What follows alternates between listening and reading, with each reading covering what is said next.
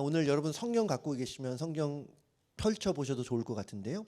오늘 빌립보서 2장 2절부터 4절까지의 말씀에서 문법적으로 가장 중요한 동사는 4절 마지막에 있는 나의 기쁨을 충만하게 하라는 것입니다.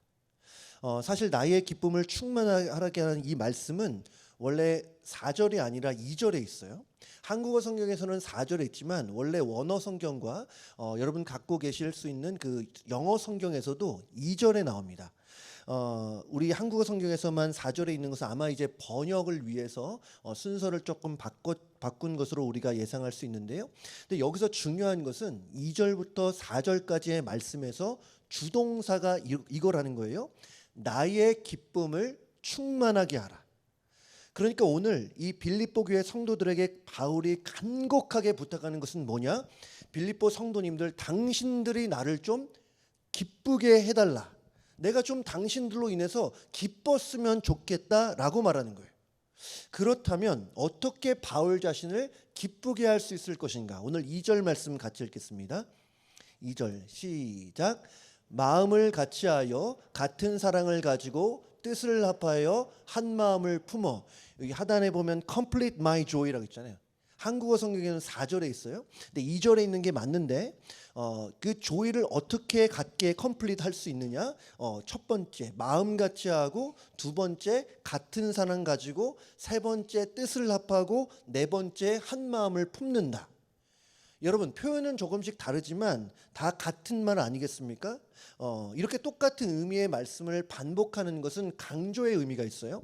하나됨이 그렇게 중요하고 빌립보 성도들이 하나 되어야 바울 자신이 그걸 보고 그 소식을 듣고 기뻐할 수 있다는 거예요.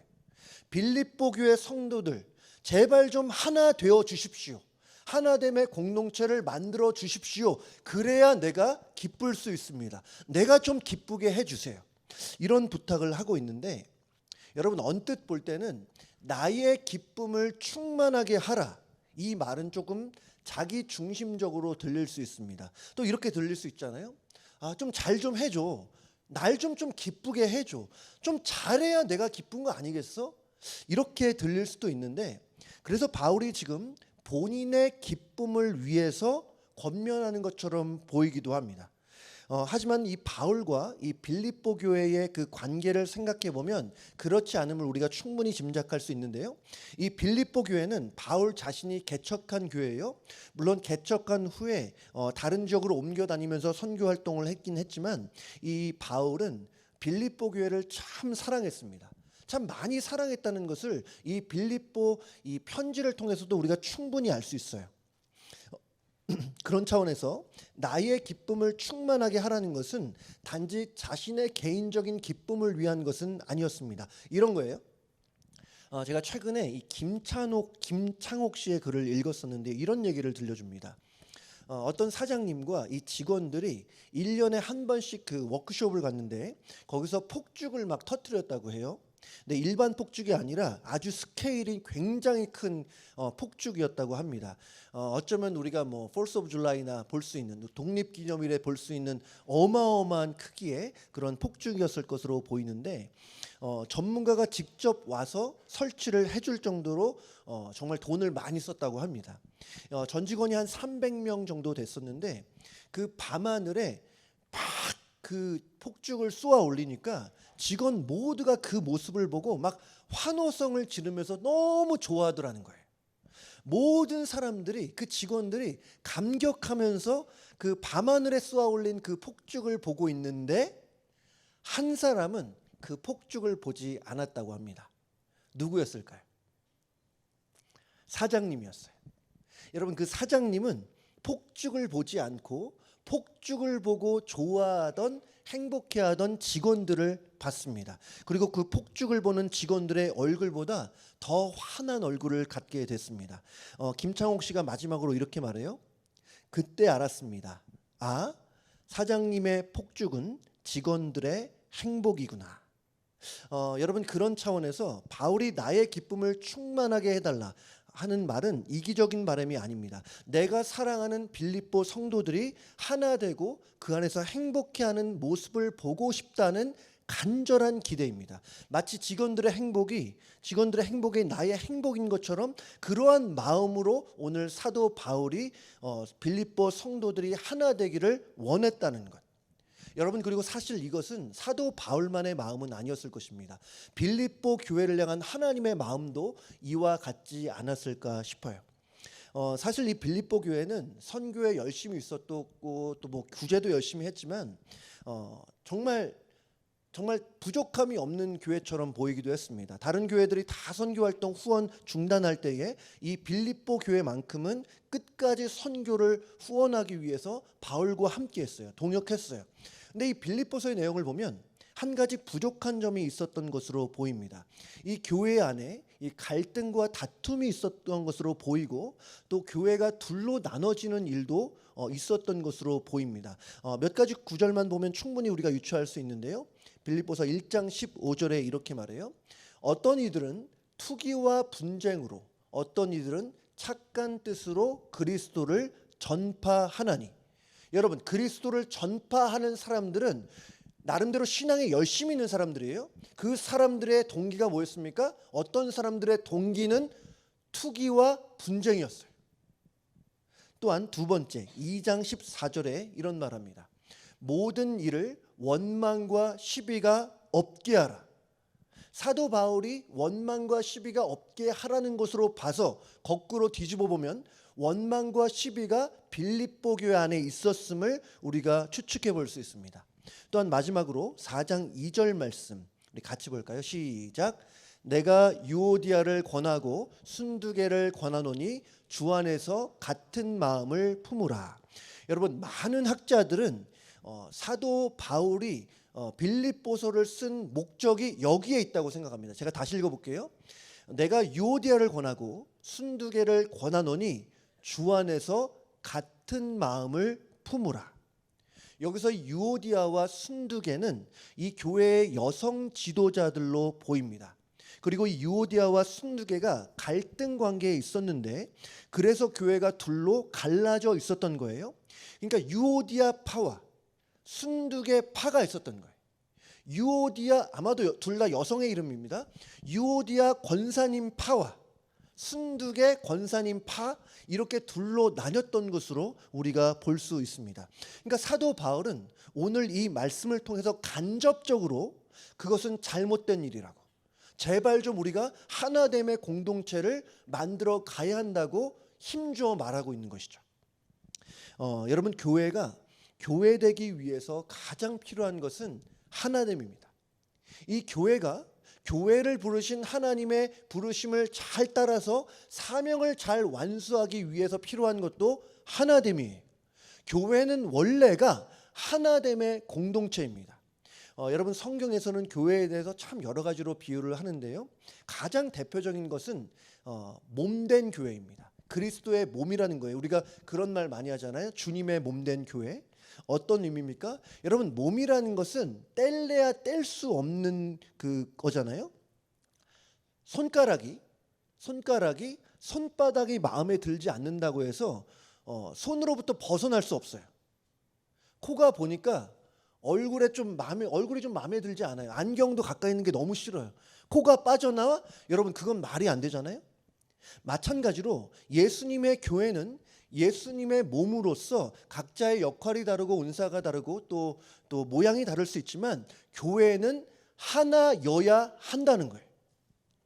여러분, 사실 교회는 그 어떤 단체나 조직보다도 다양한 사람들이 있습니다. 우리 다 느끼잖아요. 교회에 오는 데 있어서 어떤 조건이 있지 않아요? 세상에서는 어떤 조건을 걸고 또 뭐 레지스트런 멤버십 피가 있기도 하고, 우리는 다 그런 건 없잖아요. 누구나 예수님을 알고 싶은 사람들, 함께 예배하고 싶은 사람들은 누구나 다 교회를 올 수 있어요. 나이가 많다고 못 오는 것도 아니고 나이가 적다고 못 오는 것도 아니고 남녀 차이가 있는 것도 아니고 누구나 교회를 올 수 있어요. 그렇기 때문에 교회는 다양한 사람들이 모여 있다. 다양성이 있어요.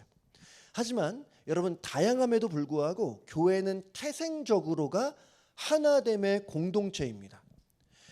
교회는 하나의 목적을 갖고 있기 때문이에요.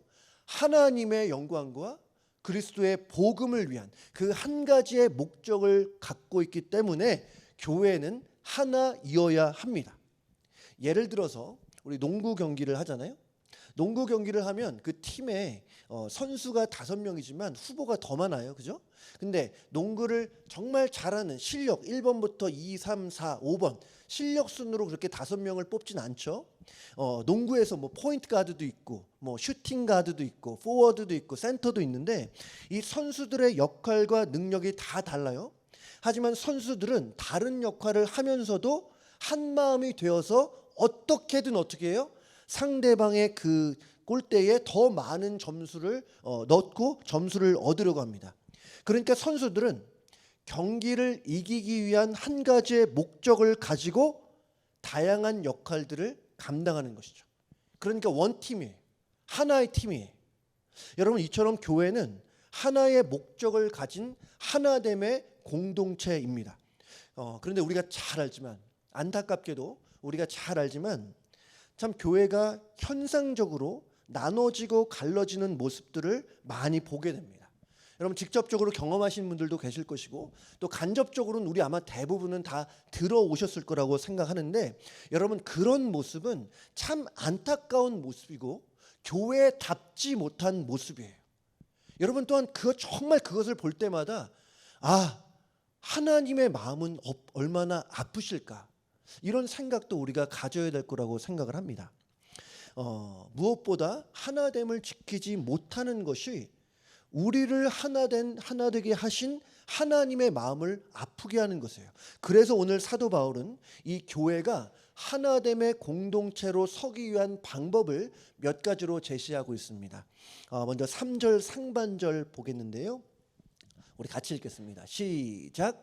아무 일에든지 다툼이나 허영으로 하지 말고. 여러분 계속 말씀 보여주세요.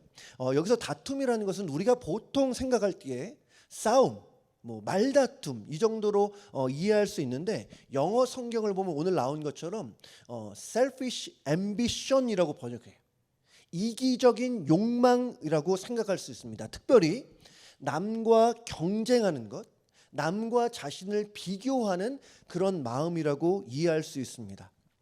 여러분, 사실 우리는 참 비교를 많이 하며 살아요. 그잖아요. 우리가 과거에, 또 우리 여기 계신 또 어르신들도 많이 계시지만, 과거에 밥 못 먹던 시절에 다 못 먹었으니까 그렇게 마음은 힘들지 않았을 수 있어요, 상대적으로. 그런데 지금 굶는 사람, 물론 미국 사회에도 굶는 아이들도 있고 또 전 세계적으로 보면 참 굶는 사람 많이 있는데, 특별히 미국에서, 세상에서 가장 강력한 나라라고 하는 이 미국 안에서 굶는 아이들이 있지만 많이 없다고 가정을 해볼 때, 우리가 상대적인 박탈감으로 인해서, 경제적인 상대적인 박탈감 때문에 그래서 마음이 힘들고 어려운 일 많이 있지 않습니까? 우리가 참 남과 비교를 많이 하는데 어릴 때부터 그래요. 어릴 때 보통 보면 누가 나보다 공부를 좀 잘한다더니 못한다느니, 나보다 옷을 좀 예쁘게 입는다느니 그렇지 못한다느니, 또 커서도 그렇고 나중에 집도 비교하고 차도 비교하고, 사실은 나중에 나이가 들어도 우리 대부분은 은연중에 비교하는 일이 얼마나 많은지 몰라요. 내가 중요하게 생각하는 그 가치에 대해서 우리는 비교하는 일이 참 많습니다. 내가 중요하게 생각하는 것이 외모라고 생각한다면 그 외모에 대해서 남과 비교하는 일이 많고, 내가 중요하게 생각하는 가치가 돈이라고 한다면 그 돈에 대해서 남과 비교하는 일이 참 많이 있습니다. 여러분, 그런데 이렇게 비교하는 마음에는 어때요? 평안함이 없어요. 무엇이 됐든, 여러분, 나보다 나은 사람들 얼마나 많습니까? 왜 없겠어요? 나보다 잘난 사람들도 많고 뛰어난 사람들도 많아요. 그래서 내 마음은 평안할 수 없고, 반대로 내가 대부분의 사람들보다 무엇인가가 더 낫다고 하더라도, 여러분, 그런 비교를 통해 갖고 있는 그 우월감이 우리를 진정으로 행복하게 할 수 없어요. 잠깐은 내가 저들보다 낫지 하면서 우월감을 가지고 잠시 기뻐할 수 있지만, 그것이 진짜 우리에게 행복을 주는가? 그것이 정말 나에게 만족함을 주는가? 여러분, 성경은 그렇지 않다라고 말합니다. 그러니까 우리는 비교 의식 속에서 진정한 행복과 만족을 발견할 수 없다는 것이죠. 그리고 이렇게 자꾸 비교하다 보면 여러분, 비교하는 그 대상은 내가 싸워서 이겨야 할 대상이 되어버립니다. 학창 시절에 보통 2등을 했어요. 2등을. 자꾸 1등이 눈에 걸려요. 그거 어색한 거 아니잖아요. 자꾸 1등이 눈에, 쟤만 없었으면 내가 1등 할 수 있는데. 참고로 제 얘기는 아닙니다. 제가 1등, 2등 했다는 얘기는 아니에요. 근데 어쨌든 이렇게 남과의 비교를 통해서 우리는 오히려 행복할 수 없고, 또 비교 의식에 사로잡히면 그 대상은, 비교하는 대상은 내가 싸워서 이겨야 할 대상으로 되어버립니다. 물론 선의의 경쟁이 있을 수 있어요. 여러분, 운동선수 같은 경우에 선의의 경쟁을 해가면서 나를 더 발전시킬 수 있습니다. 그런 경우 참 많을 거라고 생각합니다. 하지만 남과 자신을 비교하면서 그렇게 지속적으로 살다 보면 초조하게 되고 불안하게 돼요. 비교 의식 속에 사로잡히면 여러분, 마음에 평안이 없고 기쁨이 없습니다. 여러분, 그런 감정들 아마 저를 포함해서 우리 대부분 다 조금씩은 느껴보셨을 거라고 생각을 해요. 여러분, 하나님께서 우리 주변에 사람들을 붙여주신 거, 이렇게 성도님들을 함께 예배하는 우리 성도님들, 교제할 사람들을 붙여주신 이유는, 하나님의 이유는 뭐냐? 우리가 비교 의식에 빠지라는 것이 아닙니다.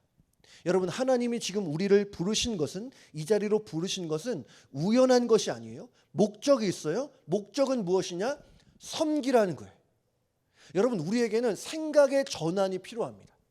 함께 구역으로 모였든 함께 교회로 모였든 우리가 어디에 있어서 누구를 만나든 그 만남의 이유는 섬기라는 거예요. 하나님이 우리를 그렇게 부르셨어요. 섬겨주고 사랑해야 된다는 거. 또한 두 번째로 다툼으로 하지 말고 또 허영으로 하지 말라고 합니다. 여러분, 여기 허영이라는 것은 뭐냐면 나를 포장해서 지나치게 나를 과시하고자 하는 그런 욕구를 허영이라고 그래요. 근데 여러분, 왜 과시하고 싶어 합니까? 결국에는 남들 앞에서 내가 높아지기 위해서, 인정받기 위해서 그런 거예요. 여러분, 우리 모두에게는 사실 남보다 높아지고자 하는 상승 욕구가 있어요. 예수님의 제자들 중에서 이 야고보와 요한이 한때 예수님께 이런 부탁을 했습니다. 예수님, 저희들이 구하는 것을 저희에게 들어주시면 좋겠습니다. 뭐냐? 무엇을 구하냐? 네, 예수님, 주의 영광 중에서 우리를 하나는 주의 우편에, 하나는 주의 좌편에 앉게 해주세요. 그러니까 이런 말이죠. 주님이 왕이 되시면 옛날식으로 보면 한 명은 좌의정, 한 명은 우의정에 앉게 해달라. 왕이 되시면, 대통령 정도 되시면 저희는 장관 아니면 총리 정도는 시켜주십시오. 여러분, 뭐예요? 지금 정확하게 높아짐을 추구하고 있는 모습이에요. 이렇게 높아짐을 추구하고 허영에 사로잡히면 사람들이 나를 대하는 것에 대해서 여러분 어떻게 되냐? 지나치게 민감하게 돼요. 그리고 본인이 생각하는 것보다 덜 대접받는다고 한다면 기분이 상해요. 너무 쉽게 사요. 이런 상황에서 여러분, 우리의 마음속에는 또 2% 그런 생각과 또 말을 할 수 있어요. 드라마에 많이 나오는 말입니다. 내가 누군지 아냐고. 내가 누군지 알고 나 지금 이렇게 하냐고. 이런 마음, 또 이런 말이 나올 수 있다는 거예요. 여러분, 이런 마음과 자세로는 하나됨의 공동체를 만들기 참 어렵다는 거예요. 여러분, 하나님의 나라를 닮아야 할 교회는 섬김의 자리로, 낮은 자리로 나아가야 될 줄로 믿습니다. 우리는 낮아짐을 추구해야 돼요. 우리 예수님이 그러셨어요. 우리 예수님께서 무릎을 꿇고 제자들의 발을 씻어 주셨던 것은 여러분, 우리가 따라가야 할 삶의 모습 아니겠습니까? 예수님은 하늘 보좌를 버리시고 낮고 낮은 이 땅에 오셨어요. 그 땅에 오신 것뿐만 아니라 여러분, 종들 중에서 가장 낮은 종이 하는 발 씻는 일을 하셨고, 심지어는 그뿐 아니라 세상의 가장 낮은 자리라고 말할 수 있는 십자가까지 가셨다는 거예요. 여러분, 그래서 우리 그리스도인들은 그리스도께서 낮아지셨던 것처럼 낮아져야 한다는 거예요. 헛된 영광을 구하지 않고 주님이 그렇게 사셨던 것처럼 여러분, 우리도 낮아짐을 추구하시기를 바랍니다. 우리가 높아짐을 추구하지 않고 낮아짐을 추구해야 한다는 것. 또한 두 번째로 하나님의 공동체를 만들기 위해서 바울이 제시한 것은 겸손한 마음으로 각각 자기보다 남을 낮게 여기라는 거예요. 자기보다 남을 낮게 여기라. 이 우리말에는 조금 이게 헷갈릴 수 있어요. 이 낮게 할 때 낮은 이 나의 지읒은 아니잖아요. 낮은 자로 생각하지 말라가 아니라 영어로 better한, 나보다 남이 낫다, 이런 자세가 필요하다는 거예요. 그러니까 겸손이라는 것은 특별히 다른 사람과의 관계 속에서 저 사람이 나보다 훨씬 better하구나, 낫구나 라는 생각을 하는 거예요. 여러분, 근데 이것은 참 우리의 본성상 쉬운 것은 아닙니다. 여러분, 우리는 보통 어떻게 생각합니까? 남보다 내가 낫다고 생각해요.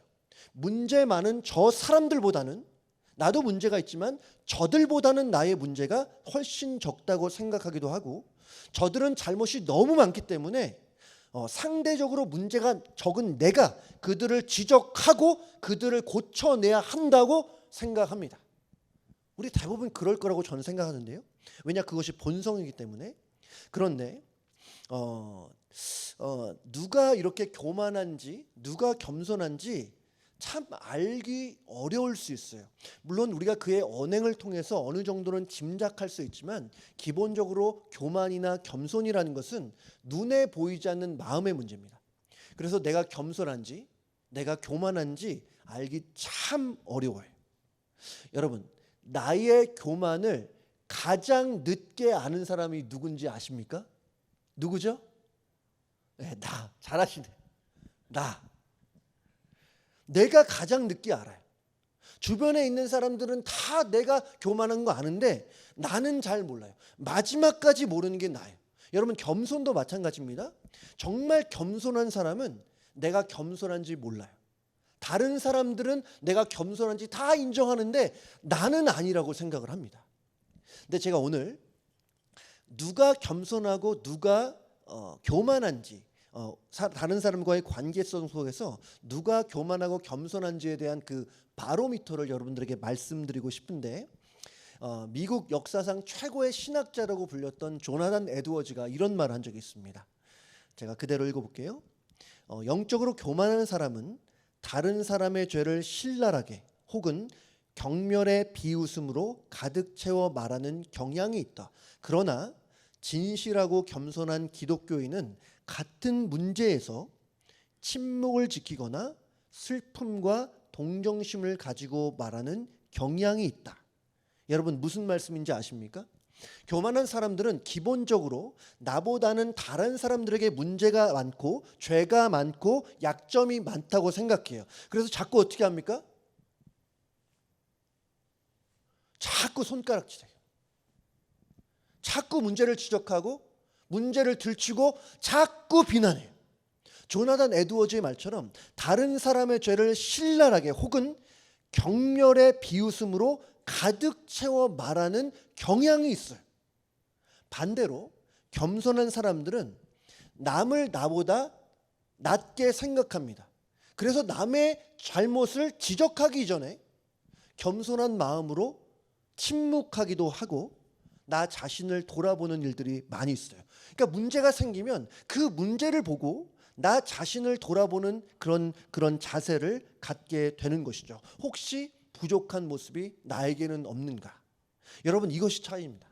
내가 교만하고 겸손한지 아니면 겸손한지를 알 수 있는 바로미터 중에 하나는 내가 자꾸 남의 잘못을 보고 지적하고 비난한다면 나는 교만한 사람일 확률이 높아요.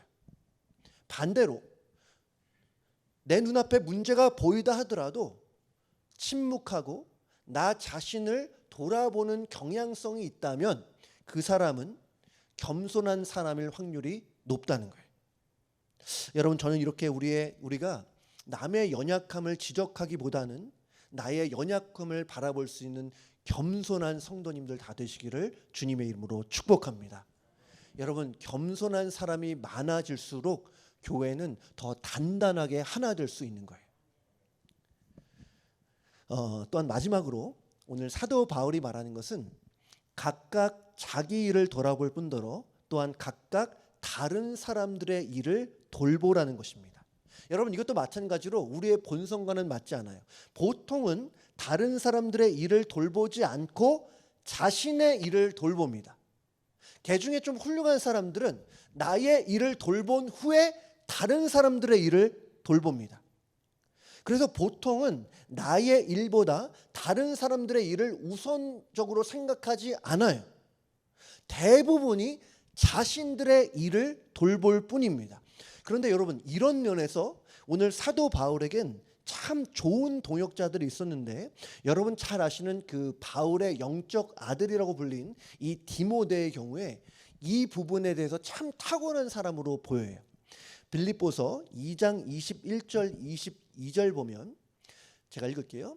그들이 다 자기 일을 구하고 그리스도 예수의 일을 구하지 아니하되 디모데의 연단을 너희가 아나니 자식이 아버지에게 함같이 나와 함께 복음을 위하여 수고하였느니라.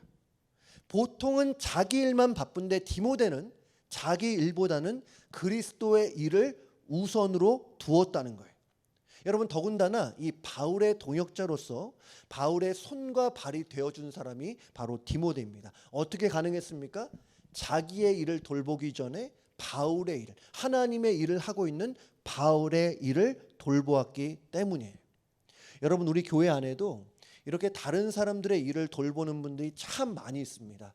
여러 가지 봉사하시는 분들도 정말 그래요. 누가 알아두지 않더라도 아침 일찍, 주일 아침 일찍 오셔서 성도들이 불편함 없이 주차하실 수 있도록 이렇게 섬기시는 분들이 있고, 또 우리 성도님들 맞이하기 위해서 아침 일찍부터 나와서 또 새가족부로 봉사하시는 분들도 있고, 또 만나고 봉사만 봐도 어떻습니까? 우리 성도님들이 맛있게 점심 식사 잘 하시도록, 여러분 이게 몇백 그릇 이상이잖아요. 굉장히 많잖아요. 땀 흘려가면서 얼마나 노력하시는지 몰라요. 또 이 예배만 보더라도 여러분 찬양팀, 미디어팀 여러분 없으면 예배가 진행되지 않을 정도로 아주 핵심적인 중요한 역할을 감당하고 있습니다. 또 주방에서 이렇게 여러 가지로 봉사하시는 분들도 많이 계시고, 제가 부서를 다 열거할 수 없잖아요. 각자의 자리에서 우리 성도님들이 열심히로 섬기고 있어요. 또 우리 교육자들도 마찬가지예요. 제가 요즘에 우리 교육자분들 생각해 보면 딱 한 단어가 생각나요. 일당 백. 일당 백. 참 열심히 섬겨주고 있고, 그래서 너무나 감사합니다. 또한 교회에서 이렇게 봉사하는 일뿐만 아니라 우리 교회, 우리 구역에서 여러분의 자리에서 위로와 격려가 필요한 분들 참 많이 있잖아요. 우리가 모를 수 있지만 우리가 아는 것 이상으로 위로와 격려와 응원이 필요한 분들 참 많이 있습니다. 그런데 최근에 그런 생각을 했어요. 우리 모두에게는 참 위로가 필요하다. 우리 모두에게는 격려도 필요하고 응원도 필요하다. 케어도 필요하다는 거예요. 근데 그러기 위해서는 어떻게 해야 할까? 여러분, 우리 중에 혼자 잘 살 만큼 그렇게 강한 분 없잖아요. 혼자 신앙생활 잘할 만큼 그렇게 영적으로 단단한 사람이 누가 있겠습니까? 모두가 다 연약한 자들이에요. 근데 그런 우리가, 연약한 우리가 연약함에도 불구하고 내가 먼저 서로에게 손을 내밀고 서로가 서로에게 주님의 따뜻한 사랑을 흘려보내는 일, 여러분 이런 일을 한다면 우리 모두가 다 위로받을 수 있지 않을까. 주님의 따스한 사랑을 흘려보내는 일, 다른 사람들의 일을 돌보는 일을 우리가 먼저 한다면 우리 교회는 하나됨을 더욱 힘써 지킬 수 있는 줄로 믿습니다. 여러분, 혼자면 힘들지만 우리가 함께 돕고 또 서로를 위해 기도하고 또 섬김을 받기보다 섬기기를 즐거워한다면 여러분, 우리 교회는 정말 하나님이 기뻐하시는 하나님의 하나됨의 공동체가 될 거예요. 여러분, 그런 교회 될 줄로 믿습니다. 전도서 4장 9절에서 12절에 이렇게 말합니다. 두 사람이 한 사람보다 나음은 그들이 수고함으로 좋은 상을 얻을 것임이라. 혹시 그들이 넘어지면 하나가 그 동물을 붙들어 일으키려니와 홀로 있어 넘어지고 붙들어 일으킬 자가 없는 자에게는 화가 있으리라. 또 두 사람이 함께 누우면 따뜻하거니와 한 사람이면 어찌 따뜻하랴. 한 사람이면 패하겠거니와 두 사람이면 맞설 수 있나니 세 겹줄은 쉽게 끊어지지 아니하느니라. 여러분, 한 사람이 넘어지면 다른 사람이 일으켜 세워줄 수 있는, 혼자면 안 되지만 함께하면 할 수 있다는 것을 우리가 교회로서 많이 경험할 수 있게 되기를 주님의 이름으로 축복합니다. 마지막으로 이 얘기를 하고 마치려고 하는데요. 여러분, 기러기 아시죠? 기러기. 이 기러기는 먹이를 찾고 또 따뜻한 곳을 찾기 위해서 얼마나 먼 거리를 이동을 합니까? 수천 마일은 좋게 이동을 하는데, 여러분 많이 보셨지만 이 기러기는 제일 앞에 있는 리더를 중심으로 해서 V자형을 만들어서 이동을 합니다. 여러분, 그리고 그렇게 하는 이유는 무엇입니까? 과학적으로 발견을 해보니 기러기가 혼자 나는 것보다 함께 이렇게 V자 대형을 가지고 날 때에 자그마치 71% 정도 더 멀리 날 수 있다고 합니다. 그만큼 에너지가 세이브가 되는 거예요. 앞에 기러기가 날고 있으니까 그만큼 공기 저항력이 적은 거예요. 공기의 저항력을 덜 받는 거예요. 여러분, 그것뿐만 아닙니다. 저는 이번에 알았는데요. 뒤에서 비행하는 그 기러기는 그 먼 길을 가는 동안에 끊임없이 막 꽥꽥 운다고 해요. 하늘에서 우는 거 들리잖아요. 뭐 구구로 울든 꽥꽥으로 울든 어쨌든 우는데, 그게 무슨 소린가 저는 잘 몰랐는데 어떤 학자들은 이렇게 얘기를 한다고 합니다. 이것은 앞에서 바람을 가르며 날아가는 선두 기러기를 응원하는 소리다. 여러분, 이렇게 공동체의 돌봄을 받고 또 서로가 서로를 이렇게 응원하고 함께할 때, 다시 말해서 각각 자기의 일을 돌아볼 뿐더러 다른 사람들의 일을 돌아볼 때에 여러분, 교회는 하나됨을 지킬 수 있는 줄로 믿습니다. 우리 귀한 성도님들, 우리가 이렇게 교회로 모인 것은, 특별히 밸리라는 지역에 에브리데이 교회로 모인 것은 결코 우연이 아니에요. 하나님의 계획이 있었고 보이지 않는 하나님의 섭리가 있었습니다. 이렇게 모여서 교회가 되게 하신 이유는 하나됨의 공동체를 만들어가라는 거예요. 그리고 그 하나됨의 공동체 안에서 하나님이 주시는 기쁨과 행복과 만족을 누리라는 것입니다. 저는 우리 귀한 성도님들의 그 섬김과 사랑과 또 겸손함을 통해서 우리 에브리데이 교회가 앞으로도 더욱더 하나됨의 공동체 되기를 바랍니다. 그래서 하나님의 마음을 기쁘게 하는 교회 됐으면 좋겠어요. 우리 모두가 주님이 행하실 놀라운 역사와 일들을 기대하며 귀한 걸음 손 붙잡고 함께 나아가기를 주님의 이름으로 축복합니다.